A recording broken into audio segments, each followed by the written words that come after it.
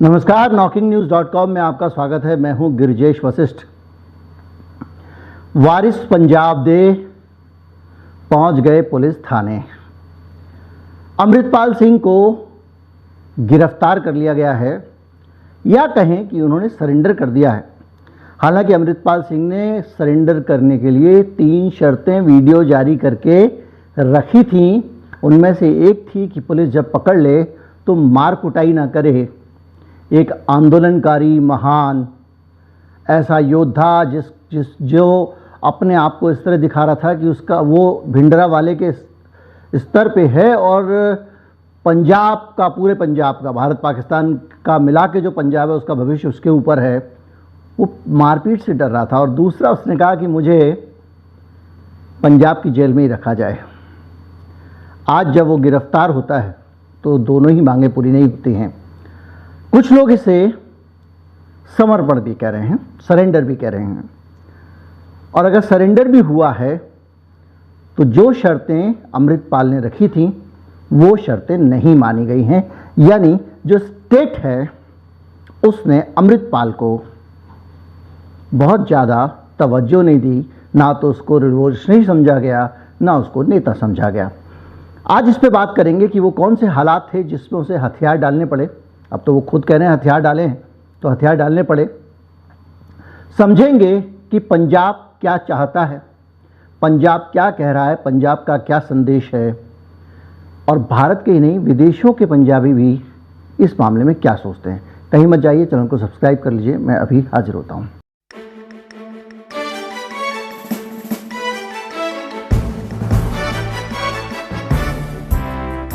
अमृतपाल की जो इमेज, जो छवि एक महान नेता की बनाई गई थी, उसको अगर आप इस पूरे घटनाक्रम 36 दिन की चूहा दौड़ जिसमें वो यहाँ से वहाँ छिपता रहा, अगर इससे आप मिलाकर देखें तो आपको समझ में आएगा कि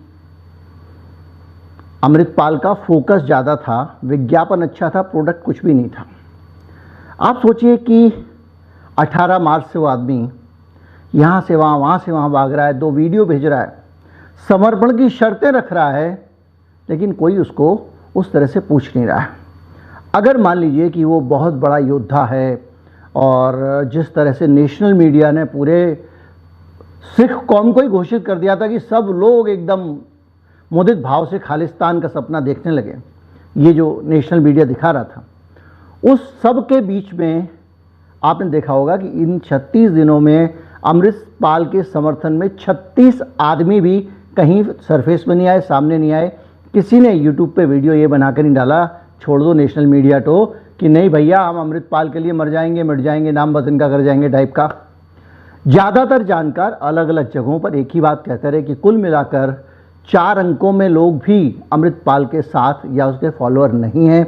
यहाँ तक कि वारिस पंजाब दे के भी जो समर्थक थे वो भी अमृतपाल के ये खालिस्तान वाले आइडिया को ज़्यादा तवज्जो नहीं देना चाहते हैं, या इस पे वो पढ़ना नहीं चाहते हैं। उसकी बहुत सारी वजह हैं, इस पे हम प्रोग्राम के आखिर में आएंगे। लेकिन अभी हम ये समझते हैं कि अमृतपाल की ऐसी स्थिति क्यों हुई। दरअसल अमृतपाल के लिए भारत नया है, पंजाब नया है। वो परदेसी आदमी है, बाहर से आया है, और वो चाह रहा था, दुबई में रहता था, तो वो चाह रहा था कि उसको यहाँ पे एक नेटवर्क होना चाहिए। अगर उसके पास नेटवर्क नहीं है, उसके 25-50 दोस्त नहीं हैं।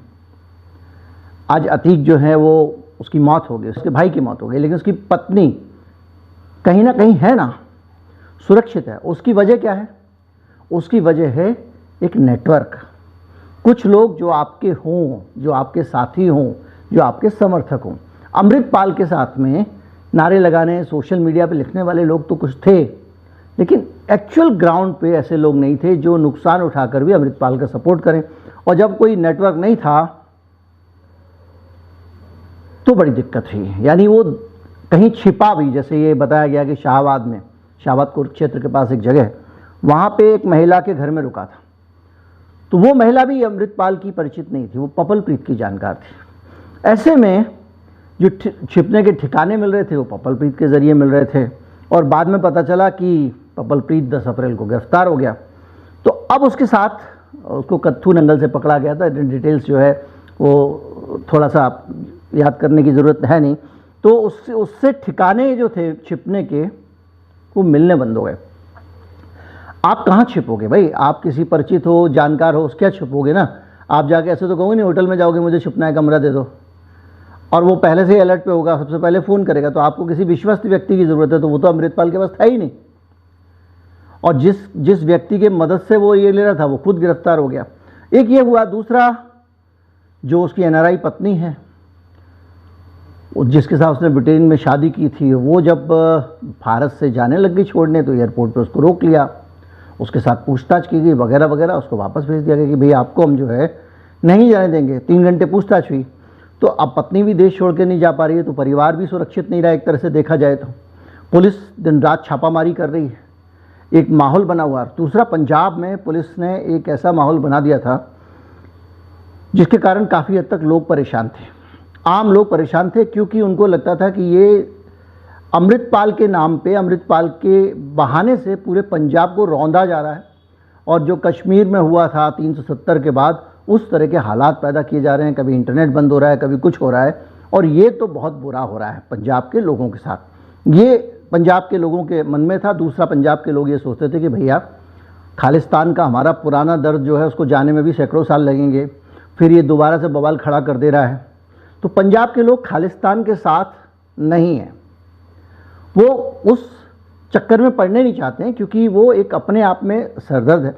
उसके बहुत सारे कारण हैं, बहुत सारी पुरानी स्थितियां हैं। दूसरा ये कि जब ये पनाह मांगने किसके पास जाए, जिसके पास ये पहुंच जाता था बाद में पुलिस उसे पकड़ लेती थी। तो लोगों को लगता था भैया कि ये हमारे पास आएगा तो क्या हमारे मुसीबत आ जाएगी, पुलिस उठा के ले जाएगी, रात भर 2 दिन 3 दिन पीटेगी। जब अमृतपाल खुद कह रहा भाई मुझे पीटना मत, इसका मतलब ये है कि पुलिस पीट रही है पकड़ के, तो ये बड़ी भारी समस्या हो गई। दूसरा, आप अपने आप को सिख कौम का हितैषी समझते हो, जबकि सिख कौम बहुत बड़ी है और उसका एक इतिहास है देश के लिए कुर्बानियों का, देश प्रेम का, देश को इंटीग्रेट रखने का।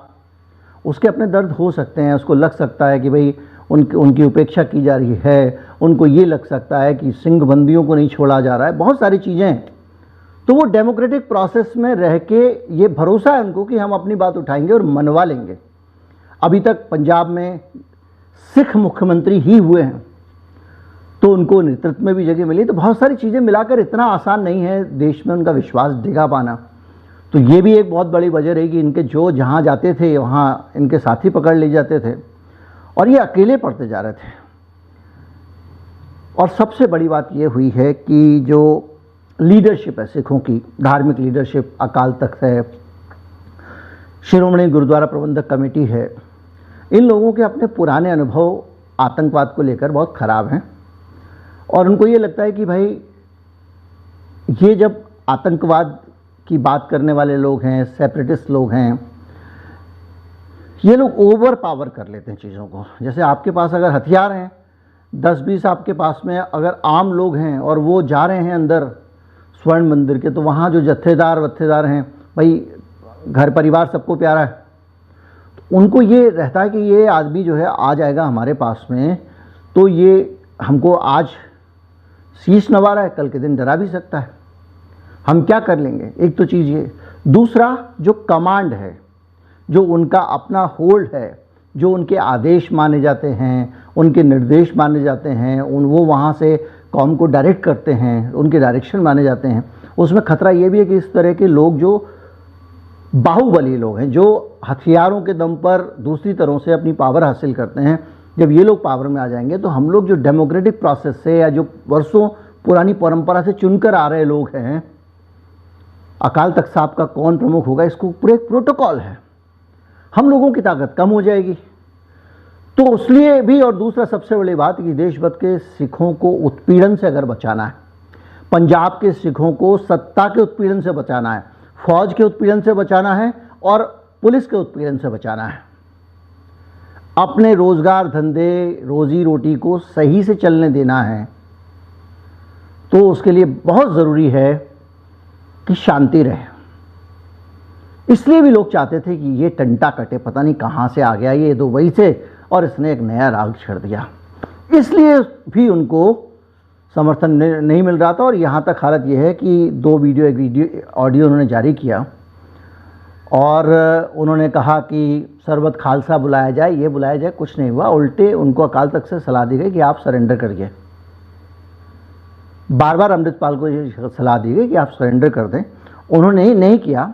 और अब आप कह सकते हो कि आज उसको अगर हम सरेंडर ना कहना चाहें, अरेस्ट ना कहना चाहें, हम ये कह सकते हैं कि वो पुलिस के सामने आने को मजबूर हो गए। कुल मिला के इतनी सी कहानी एक तो ये दिखती है, और इससे बड़ी बात ये भी दिखती है कि अब राहत की सांस काफ़ी हद तक पंजाब ले सकता है, क्योंकि अमृतपाल का इतना बड़ा बेस नहीं है कि अमृतपाल के समर्थन में हिंसा फैल जाएगी या कुछ हो जाएगा, नहीं है।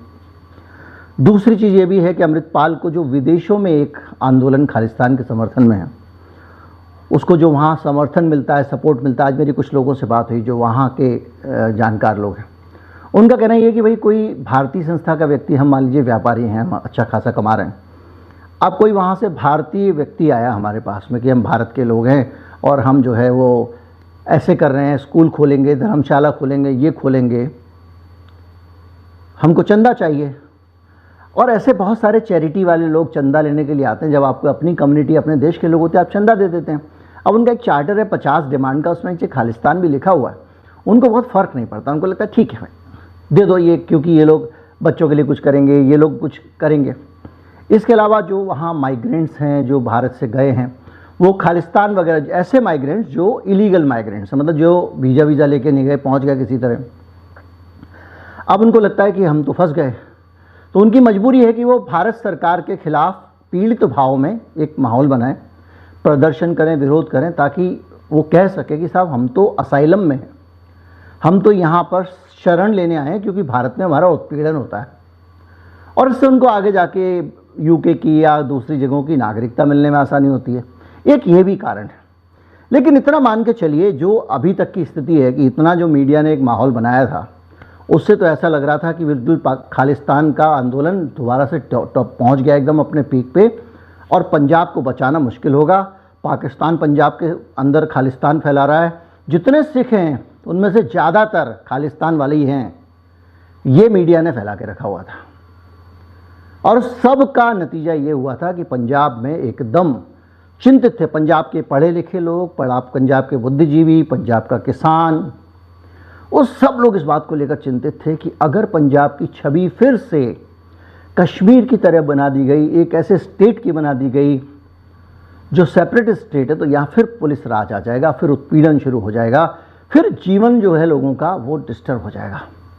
लेकिन सबसे ज़्यादा राहत एक लाइन ने दी है, जो अमित शाह का बयान आया अमृतपाल के बाद में। उसमें उन्होंने एक तो आम आदमी पार्टी की सरकार को बधाई दी है। देखिए, वो 4-5 राजा की कहानी सुनाते हैं, लेकिन दोस्ती है, मैं जब कहता हूं तो आप मेरे को बोलते हैं।